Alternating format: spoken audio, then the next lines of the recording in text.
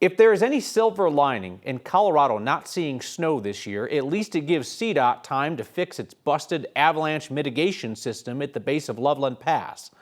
The machines CDOT uses to do controlled avalanche blasts are a bit too prone to blasting themselves apart.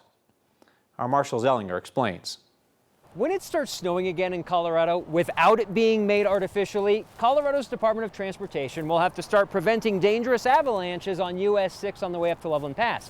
But the system currently in place is at urgent need of replacements because of risk of catastrophic failure. The Gazex mitigation system uses compressed gas to cause snowslides to prevent dangerous avalanches.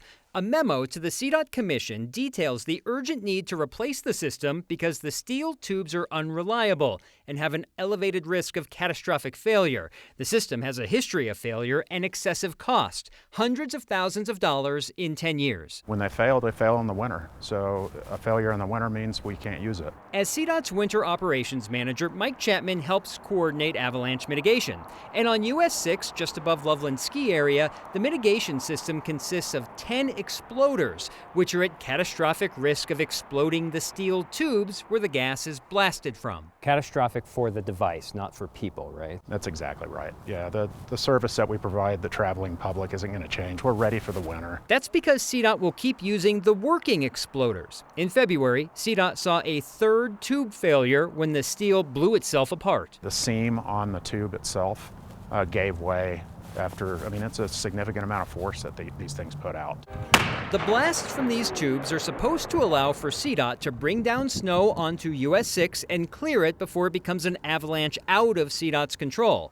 As a backup, CDOT still uses what it calls an avalancher, which shoots artillery shells from the back of a truck. Because of our redundancies, it's not necessarily that we have more risk to the public or more risk of closure. It's just more time consuming for my team. That avalancher injured 2 workers in 2014 when a shell blew up inside the gun. That was the year before CDOT started using the Gazex system. Today, CDOT requested $2 million from its commissioners so it can stop using Gazex and use a similar remote-controlled explosive instead. The commission will decide on that money tomorrow, Kyle. So Gazex, which is not a treatment for flatulence, but instead is an avalanche mitigation control system, ironically has an issue that's a bit like the old banana in the tailpipe. I was watching the picture of that as it blew apart, and I could just think of Beverly Hills Cop, like if it actually worked, if you put the banana in the tailpipe, will it actually blow? Maybe they should check and make sure people are not sneaking bananas into these exploders before they try to do avalanche mitigation. Yeah. Well, we're going to add this to the list of things that we didn't know about in Colorado, but we do now, thanks to Marshall Zellinger.